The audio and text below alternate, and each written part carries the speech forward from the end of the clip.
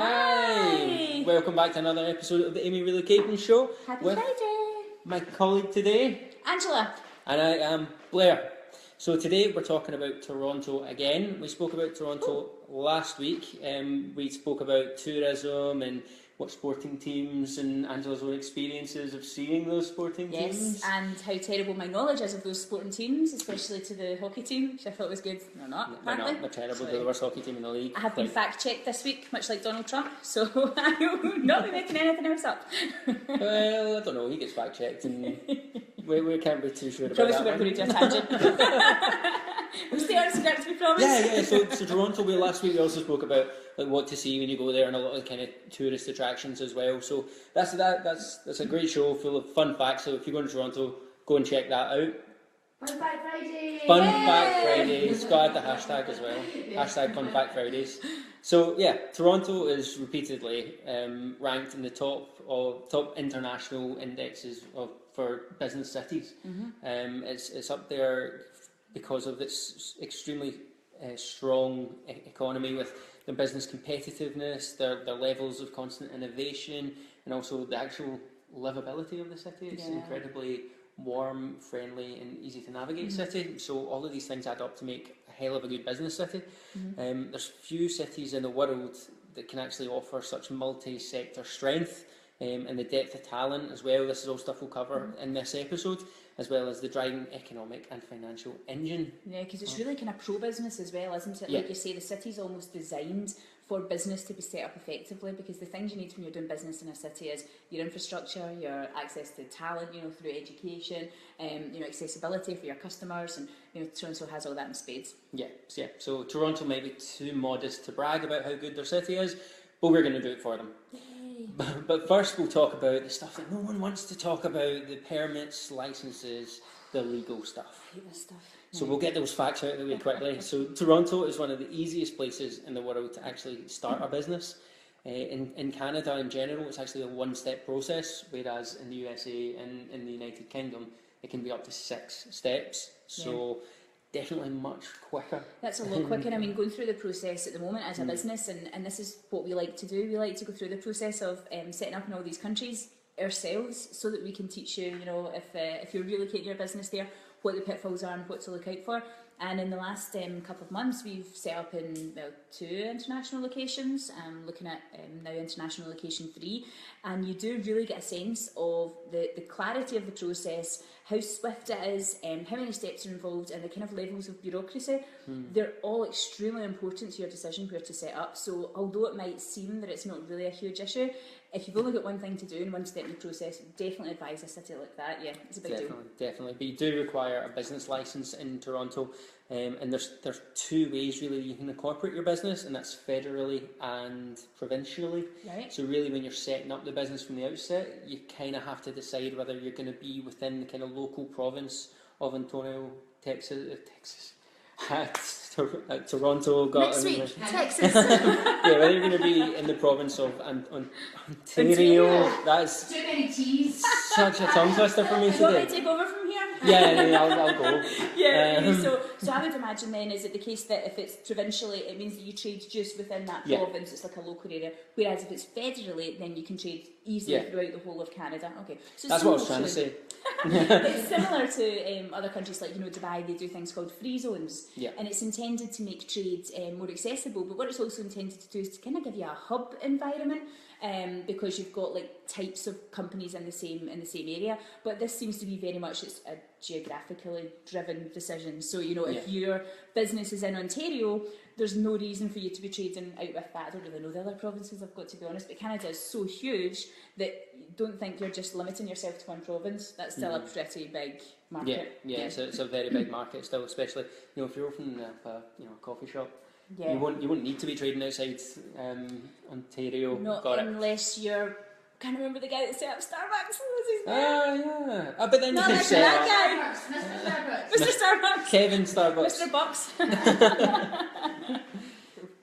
And also, depending on the type of business that you are running, as well as, you know, if you're setting up federally and provincially, there'll be different types of business permits and licences depending on the other types of kind of government levels that may be required in terms of getting set up. So basically, I don't know what I just said there, I just read it out loud and I realised it didn't make any sense. No, depending on the type of business you're running, business permits and licences for various other levels of government may be required. That means that if you're going to be dealing with access to government, if you provide services to the civil service, there may be other things needed, but if you're just setting up a straightforward, service-driven B2B or B2C business, then you should be fine. There's an online resource here that you've mentioned, which I've never come across, called BizPal. BizPal, yeah, it's essentially an online resource which allows you to type in, you know, what the type of business you're going to be running and what you want to do with it, and it will show you exactly the business documents and the legal tender that you need to actually provide in order to set up that business successfully. Is that specific to Toronto and Canada? Or specific to Canada. Okay, that's amazing. Yeah, that's fantastic, because that really is what you do find is there is help out there, but usually it's from different places. The same as, you know, in the UK it's HMRC who provides help, and it's usually accessible on the website, but one place where you can just put in what you're looking for and it kind of gives you almost a list of suggestions. Also, as we were saying before about the access to talent in Toronto, this is really a huge one because it's such a university city. They're home to 3 main universities. They've got a degree granting College of Art and Design, and they've got 4 colleges of applied arts and technology. It's a real big spectrum there of you know, skills development, and I think particularly there's a very entrepreneurial aspect to Toronto at the moment. Definitely. They seem to be really expanding in that, and as we all know, the absolute buzzword in entrepreneurship at the moment is tech. Yeah. So the fact that they've got a degree granted college and four colleges of applied arts and technology, the access to graduates that you're going to have will be fantastic. And it's sucking in talent from all around North America as well, and the talent are staying there as well, which is really, really important. There's so many major cities in the world that suck talent into their colleges and universities, and then they go elsewhere to actually use the degrees that they've got in that city. But Toronto keeps it and maintains a strong, it's a very intelligent city because of it. And now over 64% of Toronto are actually educated above a high school level. That's amazing. Which is fantastic. I mean, I wonder how we've not really done a start like that for the other locations that we go into, but that might be something really good to actually compare below, which we could do for you probably even over the weekend when we list this and we put something in the comments, because when you hear that, you don't know whether that's good or bad. It sounds impressive. I'm pretty sure it's higher than Glasgow, but compared to other international cities, because the thing is that is a big deal, because that's where you're going to be getting your staff from. It's where you're going to be getting, you know, your business partners and the people that you're working with, and also it just shows that the city's really focused on growth and development because it commits so much to its education. And the city itself is actually really committed to making sure that you get the best staff possible. They've actually set up the Toronto Employment Social Services, which is abbreviated to TESS. And what they do is they work with businesses and they match employers with their really qualified candidates for them, and they provide many other services as well, including the hiring supports and incentives for businesses to be located in specific areas as well. There was also something you'd mentioned before when you were saying about in Toronto that it's you pay less than you expect for the workforce. I'm like, amazing, glad, you know, Canadians are nice and they're cheap. It's not quite like that. I think I got it quite wrong. So can you explain exactly what it is, but it makes it an actual sort of it's more to do with employer-sponsored benefits, isn't it? Yeah. To employ a member of staff in North America, they come with what's called like employer benefits, the same way that some companies do within the UK as well.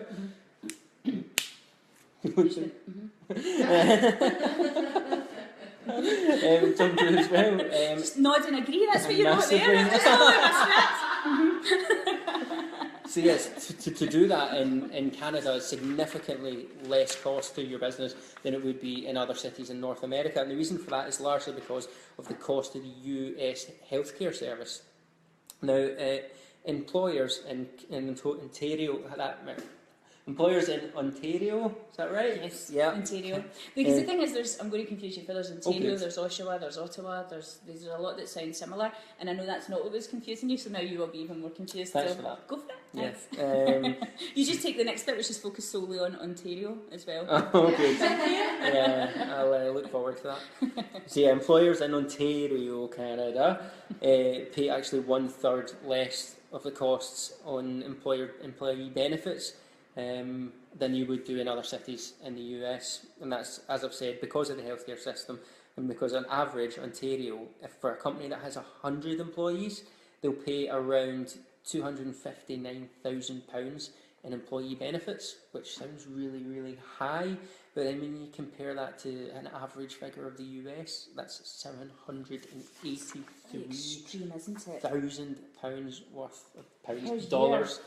Yep. It's still high. Which is incredibly high. So you're nearly tripling it for the US. Unbelievable. Compared It's to funny because I think Ontario. in the UK, the UK, when we consider benefits, we think of sort of extras and niceties and nice to have, but you know, we've got the NHS, and you know, it's you take things like that for granted. Actually, in the American system, benefits are if you get sick, you know, things that you definitely need. There's also quite an interesting link between America and Canada, because the last economic recession, which obviously hit America hard, it hit everybody very hard, but Canada sort of seemed to come through it not bad. It was sort of quite steady. Affected by that, and that was really because of the banking system.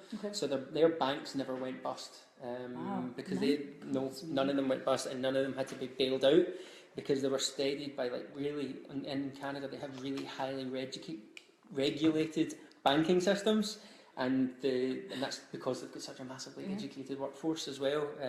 So none of their banks needed to be bailed out or failed at all. So they managed to get through that with.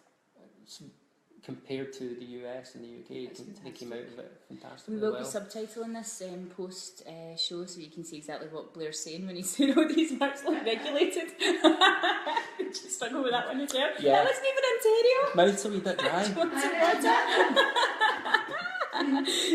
So the other thing is, in addition to, we were talking about before about, you know, the specific colleges in terms of arts and technology, but it's actually got 70 business improvement areas, and these are ones that, again, they're sort of focused on a particular kind of niche and part of the business market. Is that right? And it means that overall costs for like manufacturing, R&D, software operation, they're actually lower, because I think this is something to do with sort of like economies of scale of how many of these business improvement districts they work together, and they're encouraging companies to start up, so it's more cost effective, and that's lower than Atlanta, Miami, Houston, London and Berlin, which are all, again, great cities to start up in. So they're really fantastic. And if you are considering starting up your business, so there's different reasons why you would relocate. One is you're going with a job, another is, you know, to set up a branch of an existing business. But say you're looking to just start up, there is an actual specific visa program just solely aimed at startups, isn't there? There is, yeah. There is. There's a Canadian, oh, pardon me, I've kicked the table. There is a Canadian startup visa program that's been launched in 2013, and it was run for an initial 5 years, so there's a few years left on it yet, and to be honest, it's been a success, so we'll probably continue it on from there. But it enables immigrant entrepreneurs to launch innovative businesses that will create jobs in Canada and eventually, hopefully, compete globally as well. It's the links that it has as well to the rest of industry. Do you know what I mean? So when you're going over there, it's not just a case of we help you get started up. Because anybody who started up a business knows starting up seems to be the hardest part, but actually it's the growth of the business then from there which is the hardest part. And growth in all areas comes from collaboration with existing businesses, getting in front of your customers, and that's what they help with as well. They actually help with putting you in touch with private companies who are already there, providing essential resources, and they also provide entrepreneurs with pathways to permanent residency. So if you wanted to set up in Canada and become a resident, then it actually means that you can go over there just with your startup rather than having to go over with an existing company. There's a couple of things that you need to do in order to be eligible for, though, isn't there? Yeah, you have to be, in order to be eligible for the startup visa in Canada. There's a couple of little things you have to meet. Requirements. Criteria you have to meet. Let's just give Blair big long words and see if we can say Oh, it's unbelievable. Let me just see if we get this figure right. What's the minimum investment? We'll do a question and answer. Why don't we do that? Okay. Blair, what's the minimum investment you require if the investment comes from a designated Canadian venture capital fund? 200,000. Perfect, don't say anything else. Canadian dollars. And what's the minimum investment if the investment comes from a designated Canadian angel investors group? 75,000 Canadian dollars. There we go. And yeah, can you read the next bit okay or no? What you basically need to do. So that's your requirements in terms of capital. So it depends where you're getting your money from. You also have to meet the language and education requirements. Yes. For example, for a country and a city, with such a skilled workforce, they want to know that you're going to be able to come in and have your be at that same level as them, and also have sufficient settlement funds. Yes. What cities don't want is for a company to go in and start up and actually end up being a drain on the local resources instead of contributing to it. To be honest, they seem fairly straightforward and acceptable. Yeah, they're not overly strict with it. I wouldn't have thought. No, definitely not. So yeah, that's. Yes, I think all in, definitely Toronto sounds like a really good option. Actually, I think we said this in the first one, it wasn't somewhere that we had initially considered for relocation. I think you look at kind of where your key hubs are. Yeah. But definitely with the growth of the startup and SME market that we're dealing with even as a company, it certainly seems really interesting. And you spoke about the sort of the importance of tech to it just now as well. And Toronto actually doesn't have its own Silicon Valley per se, or really? It doesn't have Not one. in Ontario, no? No, not at all. But what it does have is it's called the TC 100, and it's the Canadian residents of the actual Silicon Valley come together and create like a resource group. So companies who are dealing with tech in Ontario, Canada, and elsewhere can access like the head of digital for Google if he's Canadian. There's the list that are in the TC 100 is absolutely incredible. So it's really and Canadians are the same as Scottish and Irish. We're everywhere. Do you know what I mean? So don't think there would be a limited amount of Canadians in Silicon Valley. I live in Kuwait and there's hundreds of Canadians, so there's definitely some in Silicon Valley, yeah. And that is the really important thing when you're considering an area to go to. You've got to know that you can go and there's other people like-minded, like-minded people setting up. And definitely Toronto seems to be doing that right. So while on the subject of setting up in new areas, we actually have a bit of exciting news as well. Our Blair is just about to leave us. We're not sacking him for his what do you call it when you can't speak dictation? Yeah, we're not sacking him for that. That's the one word I got wrong. So he's going over there to develop our business out there, and we're really excited about it as well. We're working with Glasgow Chamber of Commerce to welcome 10 Glasgow businesses over to Manhattan. It's a really, really pivotal time for us in terms of our setup in New York, and I couldn't think of somebody better to go out and headline it. I don't know, I don't think anyone's going to be able to understand what I'm saying. No, they'll be right. Just blame the accent. Absolutely. So Blair, we really wish you the best of luck. Thank you so much for taking this next step. And Blair will be doing the show live from New York next week. Friday afternoon. Well, it'll be Friday morning for me. I'm getting up early for it. So what we're going to do, I don't know if you remember the LA show where I nearly killed myself with a jalapeno margarita. We're going to try and think of some really interesting New York-based cocktails for Blair to sample on a Friday morning. But we just wanted to sort of give you a little bit of a goodbye on the show, and we've got something for you as well. And we're really looking forward to hearing how you got on. I think it's going to have an exciting few weeks, isn't it? It's going to be brilliant. Yeah, oh, here we go. This is what I'm talking about. This is why we did the props today. Thank you. Here we go. We have lots of donuts. And Prosecco and a card. Oh, thank you very much. There's no money in it. Okay, so we will see you guys next week in New York. Blair, best of luck. Thank you very much. And have a great weekend, Thanks, everybody. Julian. Cheers, bye.